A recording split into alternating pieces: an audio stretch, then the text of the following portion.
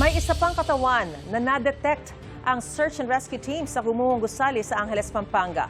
Live mula sa Angeles, Pampanga, may unang balita si Bea Pinlac. Bea, naiahon na ba?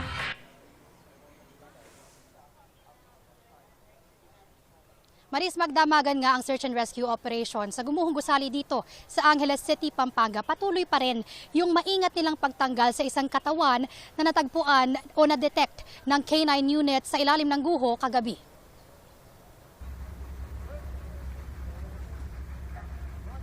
Iniikot ng K9 unit ang Gumuhong Gusali sa Barangay Balibago, Angeles, Pampanga, pasado alas 6 kagabi.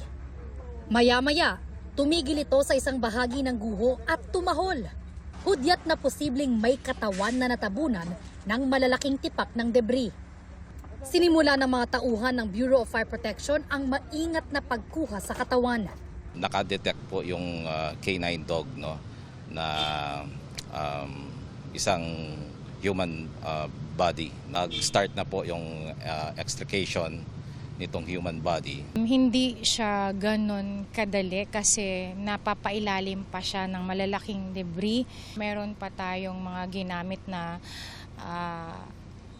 shoring na ginawa para maging stable yung paglalabasan sa kanya. Kapag nailabas po sila ng ating mga bumbero doon sa collapse sites, ay ita-turn over po namin sila sa ating mga taga-DOH para alamin po ang pagkakakilanlan bago po ito tuluyang dalhin sa nearest na punerarya. Ibinalik sa search and rescue ang operasyon sa Gumuhong Gusali. Iniutos yan ni Interior Secretary John Vic Remulla nang bumisita siya sa Ground Zero kahapon. Posibleng may mailigtas pa raw sa 16 na pinaniniwala ang naipit sa guho. It is still a search and rescue operation. Di pa po tayo nawawala ng pag-asa na may buhay pa sa loob. There have been instances kasi na 2 weeks after nahanap pa rin, katulad sa nangyari sa Baguio. So for me, I would rather consider it a search and rescue.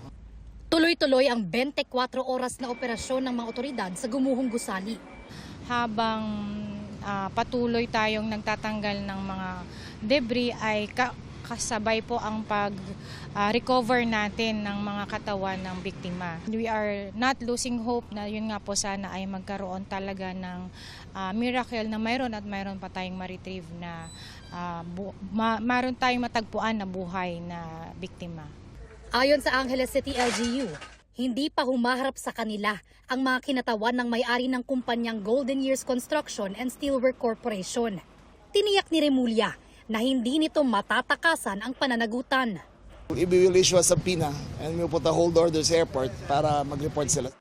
Posible raw silang maharap sa patong-patong na reklamong kriminal, sibil at paglabag sa labor code. Ang pagkukulang dito ay hindi dapat nagkaroon ng tulugan doon sa construction site mismo. Dapat may barracks. Pangalawa, hindi dapat kasama yung pamilya. Ang sinabi sa akin ni Mayor, meron daw ibang report na may kasamang pamilya sa loob. Hindi kasama dapat yon.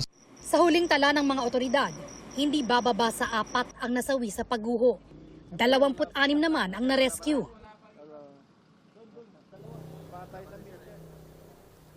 Maris, hanggang sa mga oras na ito, inaalam pa natin kung nakuha na ba yung natagpuang katawan sa guho kagabi at tinitiyak kung may buhay pa ito. Tuloy-tuloy din daw yung pag-iikot ng K9 units sa Gumuhong Gusali para ma-detect kung meron pang signs of life. Yan ang unang balita mula rito sa Angeles City, Pampanga. Balik sa iyo, Maris. Maraming salamat, Bea Pinlac.